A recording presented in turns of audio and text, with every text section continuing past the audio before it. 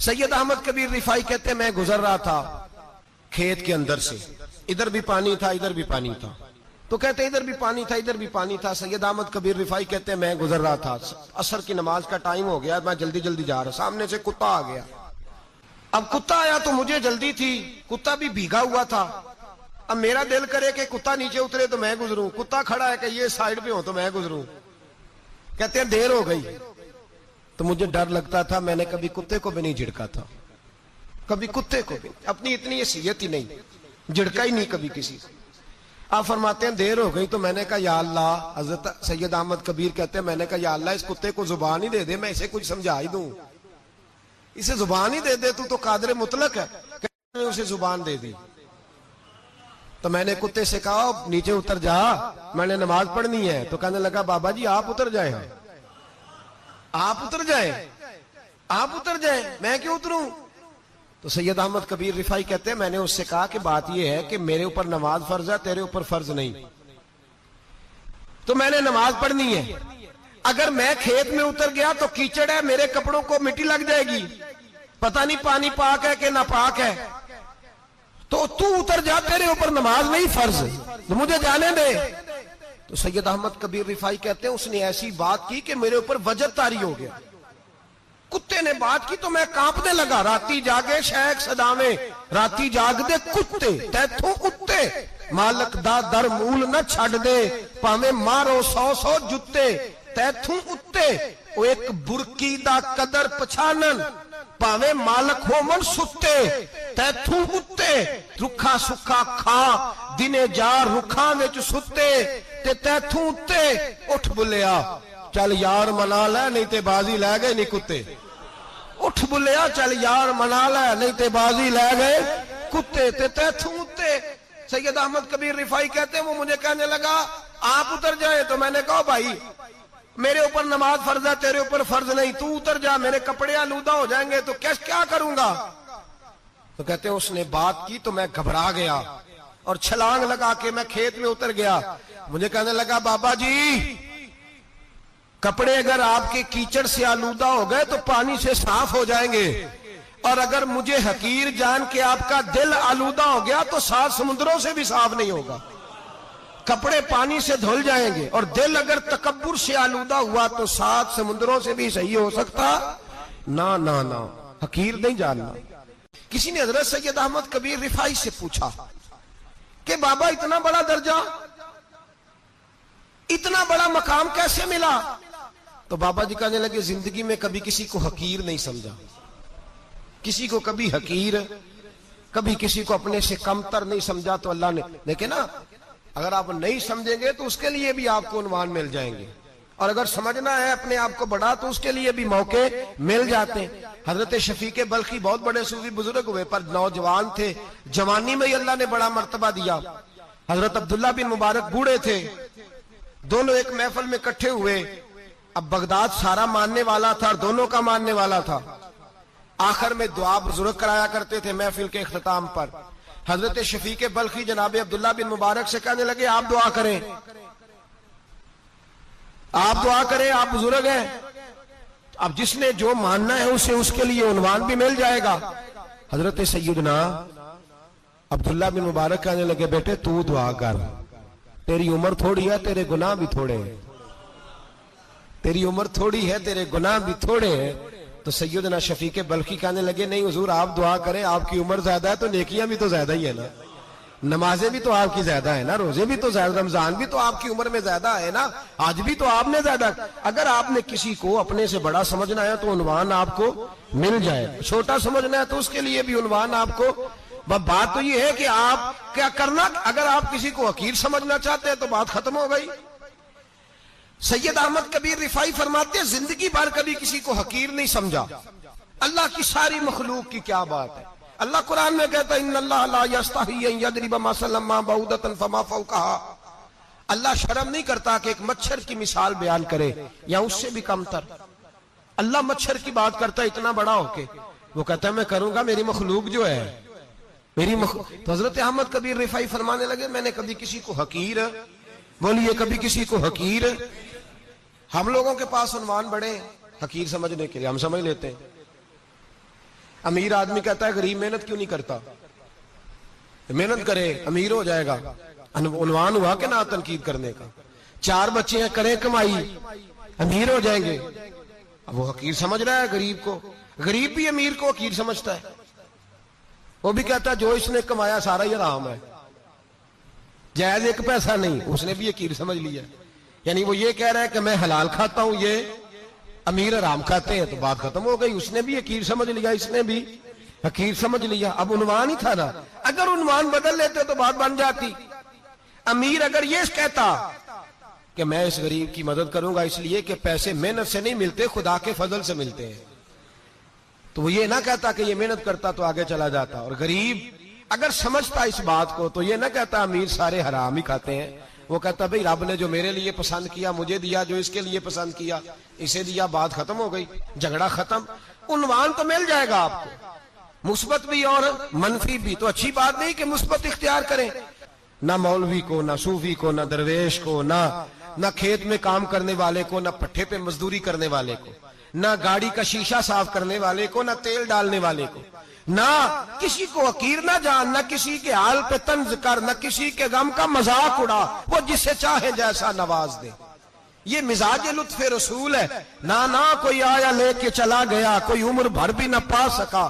میرے مولا تجھ سے گلا نہیں, یہ تو اپنا اپنا نصیب ہے. بھائی حقیر نہیں جاننا. سید احمد کبیر رفاعی فرماتے ہیں وہ کتا تو گزر گیا, میں دوڑا گھر گیا, جا کے میں نے غسل کیا, کپڑے بدلے. فرماتے ہیں پہلے بھی میں اثر پڑتا تھا, پر آج جب نماز پڑھی تو بڑا ہی مزہ آیا. میں سر سجدے میں رکھوں میرا اٹھانے کو جی ہی نہ چاہے, میں رکوع میں جاؤں تو میرا سر اٹھانے کو دل ہی نہ چاہے. میرا دل کرے آج مغرب لیٹ ہو جائے, آج سورج دیر سے غروب ہو, میں آج سارا دن اثر ہی پڑتا رہوں. بھائی جب تو عاجزی والی پڑھتا ہے, جب تو انکساری والی پڑھتا ہے, جب تو حضرت سیدنا معاویہ بن خطیج رضی اللہ, حضرت معاویہ بن سفیان ہے, ایک معاویہ بن خطیج صحابی ہیں. وہ کہتے ہیں میں جنگ فتح کر کے آیا تو سخت گرمی کا موسم تھا, مجھے پتا تھا کہ عمر فاروق دوپہر کو آرام کر رہے ہوں گے. آپ فرماتے ہیں میں مسجد نبی میں بیٹھ گیا, ایک بچی جناب عمر کے گھر سے نکلی تو مجھے کہنے لگی معاویہ آپ کا نام ہے؟ میں نے کہا ہاں. اندر جا کے جناب عمر کو بتایا تو عمر دوڑے آئے, اور جب آئے تو سر پہ ٹوپی کوئی نہیں, پیروں میں جوتا کوئی نہیں. کہنے لگے میں تیرا انتظار کر رہا تھا, آج مجھے امید تھی تو آئے گا, تو نے بتایا کیوں نہیں؟ تو میں نے کہا حضور مجھے پتا ہے رات ساری آپ چہرے پہ کپڑا ڈال کے مدینے کی گلیوں میں رہتے ہیں, تو دوپہر کو آپ آرام کرتے ہوں گے, اس لیے میں نے کوشش کی کہ آپ کو بیدار نہ کروں, آپ آرام کر رہے ہوں گے, اس لیے یہ میں نے کوشش کی کہ میں بیٹھتا ہوں مسجد میں آرام کرتا ہوں, جب آپ آئیں گے تو دیکھی جائے گی. حضرت عمر فاروق نے جلال کیا, فرمایا تو مجھے غافل سمجھتا ہے کہ میں سو جاؤں گا؟ اور آپ فرمانے لگے میں قوم کا خادم ہوں, جس کی اتنی زیادہ رعایا ہو وہ سو جائے چپ کر کے, میں نے جواب نہیں دینا اللہ کی بارگاہ میں؟ فرمایا میرے امیروں کی طرح سونے جاگنے کے وقت مقرر نہیں, میں قوم کا خادم ہوں, جس وقت بھی آیا کرو مجھے جگا لیا کرو, مجھے قبر میں جا کے خدا کو بھی جواب دینا ہے, محمد مصطفیٰ کو بھی جواب دینا ہے. میرے بھائی یاد رکھیں جب یہ چیزیں پیدا, اور پھر ہم نے ان تکلفات میں نے کئی دفعہ یہ بات بیان کی ہے, اب تو لوگ رشتے کرتے ہیں تو ڈی سی کالونی میں کرائے کا مکان خریدتے ہیں, 2-4 غیروں کی گاڑیاں منگا کے دروازے کے آگے کھڑا کرتے ہیں, رشتہ ہو جاتا ہے بڑا گھر دیکھ کے, اور جب شادی کے چوتھے دن پتہ چلتا ہے کہ یہ کرائے کا مکان تھا, تو رشتے مکانوں پہ قائم نہیں ہوتے, اعتبار پہ قائم ہوتے ہیں. وہ اعتبار ٹوٹتا ہے تو زندگی بھر قائم نہیں ہوتا دوبارہ. جو آپ ہیں آپ وہی رہیں, جو آپ نہیں ہیں وہ کبھی بننے کی کوشش نہ کریں. اور میرے عزیز یہ بھی یاد رکھیں عاجزی آپ کو سوار دے گی, اور ویسے بھی ہم اللہ کے حضور جانے والے, اگر پردوں میں چھپ کے چلے جائیں گے تو بچ جائیں گے, اور اگر ہم اپنا آپ دکھاتے ہی رہیں ساری زندگی اسی چکر میں رہیں کہ مجھے بھی پوچھو, مجھ سے بھی مشاورت کرو, میری بھی بات سنو, تو یہ انا کی دوڑ تو ختم ہی نہیں ہوتی. ہرس صرف پیسے کی نہیں ہوتی, ہرس ہوس شہرت کی بھی ہوتی ہے. اور نبی پاک صلی اللہ علیہ وسلم نے اس کو بھی بیان فرمایا ہے کہ یہ جو تیرے اندر چیز پیدا ہوتی ہے نا, میں جانا جاؤں پہچانا جاؤں, اس سے بھی اپنے آپ کو بچا. صحابہ کے بعد جس شخص کی خلافت سب سے مضبوط ہوئی وہ حضرت عمر بن عبدالعزیز تھے. اتنی بہترین خلافت کی کہ لوگوں کو حضرت عمر کا زمانہ یاد آ گیا. حضرت عمر بن عبدالعزیز، عراق میں رہنے والی ایک عورت تھی. اس عورت کا خامد فوت ہو گیا تو 5 بچیاں یتیم تھی. وہ عراق سے چلی اور جناب عمر بن عبدالعزیز کے پاس آئی کہ آپ میری بچیوں کا وظیفہ لگا دیں. وہ کہتی ہے جب میں پہنچی نا یہاں تو اب تو استقبال، آنا جانا بڑے معاملات ہیں. اب تو بچی کی بارات آئے اور 5 7 10 20 لوگ دروازے پہ کھڑے نہ ہو تو بارات ناراض ہو جاتی ہے. کہتے ہمارا استقبال ہی کسی نے نہیں کیا. تو استقبال تو اب اس طرح ہے جس طرح نشہ نہیں ہوتا، یہ استقبال کی حالت ہے، امیروں سے لے کے غریبوں تک. مجھے پوچھا ہی نہیں، کسی نے کرسی نہیں دی، آگے نہیں بٹھایا، یہ والا معاملہ ہے. اور میں میری طرح کے لوگ، نیک لوگوں کی بات نہیں کرتا. اب تو ہم دیکھتے ہیں فلاں مولانا کا استقبال ہو رہا ہے، فلاں کے لیے لوگ کھڑے ہو رہے ہیں، نعرے لگ رہے ہیں. اور اب تو میں دیکھتا ہوں ایسے ایسے ہاتھ لہراتے ہیں صوفی اور درویش کہلانے والے، جیسے سیاسی لیڈر لہرایا کرتے ہیں. یہ کیا طریقہ ہوا؟ یہ کون سا طرز زندگی؟ میرے نبی پاک صلی اللہ علیہ وسلم نے فرمایا جو خواہش کرے کہ میں آؤں اور لوگ کھڑے ہوں وہ تو جہنمی ہے، تو دوزخی ہے. سارے وہی طریقے ہم اختیار کرتے جا رہے ہیں، وہی پروٹوکول ہے ہر جگہ. وہ لوگ جن کے دروازے کھلے ہونے چاہیے تھے وہاں بھی ہر وقت کے لیے معاملات طے ہو گئے. یاد رکھیں میرے نبی پاک علیہ الصلوۃ والسلام نے جو تعلیمات دی. حضرت عمر بن عبدالعزیز رحمت اللہ تعالی علیہ، عورت کہتی ہے میں پہنچ گئی، میں نے لوگوں سے پوچھا گھر کہاں ہے، تو کہا وہ جہاں بوری لٹک رہی ہے نا باہر ٹاٹ کا پردہ لگا ہوا ہے وہ حضرت عمر بن عبدالعزیز کا گھر ہے. کہتی ہے میں دروازے پہ دستک دی، ایک عورت نے دروازہ کھولا تو مجھے بی بی جان کے اندر بلایا.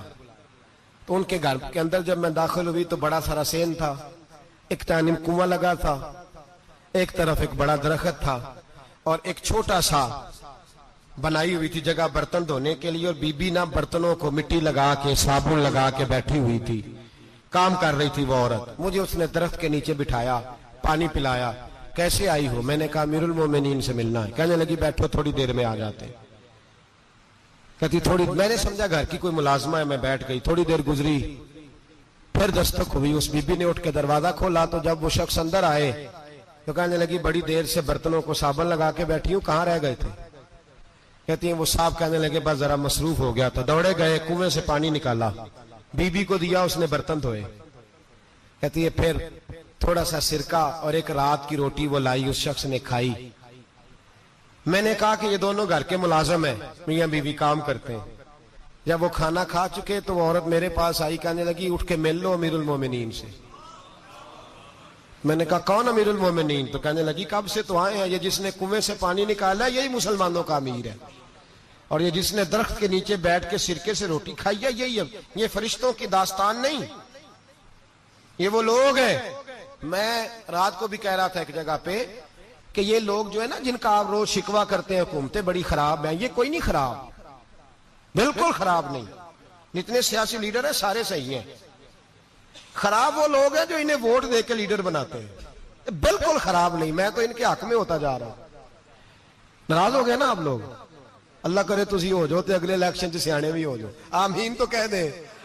میں نے کوئی مشورہ نہیں دینا اس لیے کہ میری نظر میں کوئی ایسا شخص نہیں جس کے لیے میں آپ سے کہہ سکوں کہ ووٹ دیں.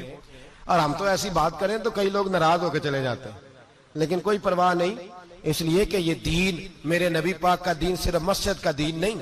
انشاءاللہ آئندہ جمعہ نظریہ پاکستان بیان کروں گا اور بتاؤں گا کہ پاکستان کا مطلب کیا، لا الہ الا اللہ محمد رسول اللہ صلی اللہ علیہ وسلم. حضور کا جو قرآن نافذ ہوگا مسجد میں وہ قرآن کچہری میں بھی نافذ ہوگا انشاءاللہ. اور وہ قرآن نافذ ہونے آیا ہے، اسمبلیوں میں وہی قرآن نافذ ہوگا انشاءاللہ. اور یہی چراغ جلے گا تو روشنی ہوگی. بیان کریں گے اور ڈٹ کے بیان کریں گے، آپ کو بتائیں گے. بات جو بات سمجھا رہا ہوں فی الوقت وہ سمجھے. مجرم وہ نہیں جو بڑا بن کے لوٹتا ہے، مجرم وہ ہے جو اس کو سپورٹ کرتا ہے، جس نے اسے بڑا بنایا ہے. یہ یاد رکھ لیں. ہماری کوئی بچت نہیں ہوگی، ہم سے پوچھا جائے گا. ہم سارے کچہری میں کھڑے ہوں گے، اللہ سوال کرے گا کہ تم بتاؤ تم ان کے مددگار کیوں بنے تھے، تم سپورٹ کیوں کرتے تھے. یہ پوچھا جائے گا اور ہم نے جواب دینا ہے. بہرحال عام دام پر سر مطلب جناب عمر بن عبدالعزیز رحمت اللہ علیہ کے وہ بی بی گئی تو کہنے لگی کہ یہ امیر المومنین نے کہا. وہ اٹھ کے حاضر ہوئی، کہا حضور میں عراق سے آئی ہوں، میرا خامد فوت ہو گیا، میری 5 بیٹیاں ہیں، وظیفہ لگا دے. وہ بی بی کہتی ہے میرا دل تھا کہ یتیم بچیوں کا 100 دینار سال کا لگا دیں گے تو بڑی بات ہے. کہتی ہیں جب میں ان کے پاس گئی تو حضرت عمر بن عبدالعزیز کو بتایا تو وہ رونے لگ گئے اور مجھ سے معافیاں مانگنے لگے. میں نے کہا حضور آپ کیوں معافی مانگتے ہیں؟ تو کہنے لگے اس لیے معافی مانگ رہا ہوں کہ تو میری رعایا میں تھی اور تیری 5 بچیاں یتیم تھی, تجھے خود چل کے آنا پڑا ہے. میرا کام تھا تیری خبر لیتا, معاف کر دے اللہ کی رضا کے لیے. انہوں نے وظیفہ لکھنا شروع کیا تو میری ایک بچی کا 1000 دینار سال کا لکھا. میں نے کہا اللہ تیرا شکر ہے. پھر دوسری بچی کا 1000 لکھا تو میں نے کہا اللہ تیرا شکر ہے. تیسری کا 1000, چوتھی میں نے کہا شکر ہے. جب چوتھی کا لکھا تو میں نے کہا اللہ آپ کا اقبال بلند کرے, اللہ آپ کو ہمیشہ اسی طرح پھلتا پھولتا رکھے. کہتے ہیں جناب عمر بن عبدالعزیز نے قلم رکھ دیا, فرمانے لگے میں 5ویں کا وظیفہ نہیں لکھوں گا, 4 بہنوں سے کہنا بانٹ کے اسے بھی دے دیں. کہا حضور کیوں؟ آپ فرمانے لگے جب تک تو اللہ کا شکر ادا کر رہی تھی میں بھی رب سے جڑا ہوا تھا اور اللہ سے ڈر کے لکھ رہا تھا. اب تو نے میری تعریف کی ہے, اب میری ذات آ گئی ہے, اب میں اگر یہ وظیفہ لکھوں گا تو اس سے اللہ راضی نہیں ہوگا, اس سے میرے نفس میں ریا پیدا ہوگی. اب میں 5ویں کا نہیں لکھوں گا, جا اور جا کے عراق کے گورنر کو دے. بی بی کہتی ہے میں گھوڑے پہ بیٹھی اور میں چند دنوں کے بعد عراق پہنچی.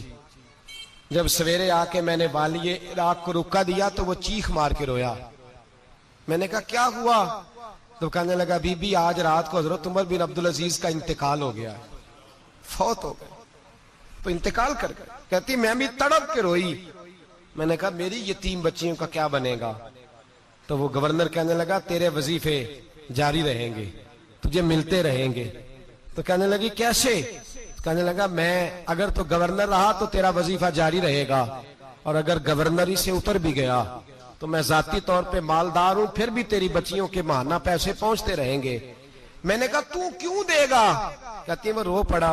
کہنے لگا اگر امیر حضرت عمر بن عبدالعزیز جیسے ہو تو پھر اللہ گورنروں کے دلوں میں بھی رحم ڈال دیا کرتا ہے, پھر میرے جیسے لوگوں کو بھی وہ بدل دیتا ہے. حضرت عمر بن عبدالعزیز گھر آئے, 3 بیٹیاں تھیں. ایک کو آواز دی وہ آئی تو اس نے منہ پہ ہاتھ رکھا ہے, دوسری کو آواز دی وہ آئی تو منہ پہ ہاتھ رکھا ہے, تیسری کو آواز دی تو منہ پہ ہاتھ رکھا ہے. آپ نے اپنی بیوی سے کہا کہ یہ بچیاں منہ پہ ہاتھ کیوں تینوں نے رکھا ہوا ہے, کیا بات ہے؟ تو بی بی رو پڑی, کہنے لگی 4 دن ہو گئے میری بیٹیاں پیاس سے روٹی کھا رہی ہیں, 4 دن ہو گئے. ان کے منہ سے بدبو آتی ہے اس لیے وہ آپ کے سامنے آتی ہیں تو منہ پہ ہاتھ رکھ لیتی ہیں 4 دنوں سے. بی بی رو رہی ہے, حضرت عمر جلال میں آ گئے. آپ فرمانے لگے تو یہ رو رہی ہے, تو روئی ہے, تو نے میرے گھر میں رہ کے اللہ کی ناشکری کی ہے, تو شکر ادا نہیں کرتی کہ 3 وقت پیاز اور روٹی تجھے گھر کی 4 دیواری کے اندر مل جاتا ہے؟ رو رہی ہے. اور میں آ میرے ساتھ باہر نکل, تجھے وہ لوگ دکھاؤں جو جھونپڑیوں میں رہتے ہیں اور مانگ کے کھاتے ہیں. آ تجھے دکھاؤں. اتنی ناشکری کہ گھر کے اندر پیاز پہنچ رہا ہے, روٹی پہنچ رہی ہے, اور تو کہتی ہے میری بیٹیاں پیاز سے کھاتی ہیں, شکر کر فاقے نہیں کاٹنے پڑے.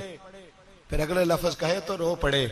فرمانے لگے میں نے تو مصطفیٰ کے وہ حالات بھی سنے ہیں جس میں کئی دن بی بی فاطمہ نے فاقے کیے. تو گھر کے اندر پیاز پہنچ رہا ہے, تو ابھی بھی سادگی, عاجزی اور قناعت نعمت تھی ان لوگوں کی. ہمارے ہاں روز شکوا ہے, کس بات کا؟ گاڑی کوئی نہیں. روز رونا ہے, کس بات کا؟ بنگلہ کوئی نہیں. روز رونا ہے, کس بات کا؟ بینک بیلنس کوئی نہیں. 10 جوڑے کیوں نہیں عید پہ آئے؟ اور یہ صرف عورتوں کا مسئلہ نہیں, ہمارے اندر بھی یہ بات بدرجہ اولا. ہم روز اپنے آپ کو مسکین کہتے ہیں, غریب کہتے ہیں, لاچار کہتے ہیں, مجبور کہتے ہیں. کبھی دیکھو وہ جو جھونپڑیوں میں رہتے ہیں, کبھی پلٹ کے دیکھو لوگوں کی طرف جو پیدا ہوئے تو آنکھیں کوئی نہیں تھی, ہاتھ کوئی نہیں تھے, پیر کوئی نہیں تھے. وہ دیکھو جو پیدا ہوئے تو سر پہ باپ کا سایہ کوئی نہیں تھا. کیسے کیسے لوگ وقت گزار رہے ہیں. ہم روز آ کے کہتے ہیں کاروبار ٹھنڈا ہو گیا, حالات بڑے خراب ہو گئے, ہم بڑے مجبور. کیا ہو گیا صاحب؟ اللہ کے دن ہے, سارے اللہ کے دن ہے. وصل اچھا ہے نہ فراق اچھا ہے, یار جس حال میں رکھے وہی حال اچھا ہے. بس اپنے آپ کو مطمئن کریں, عاجزی, ان کے ساری قناعت, سادگی, اس کو اپنی زندگی کا حصہ بنائیں. اللہ دولت سکون عطا کر دے گا. آخر دعوانا ان الحمد.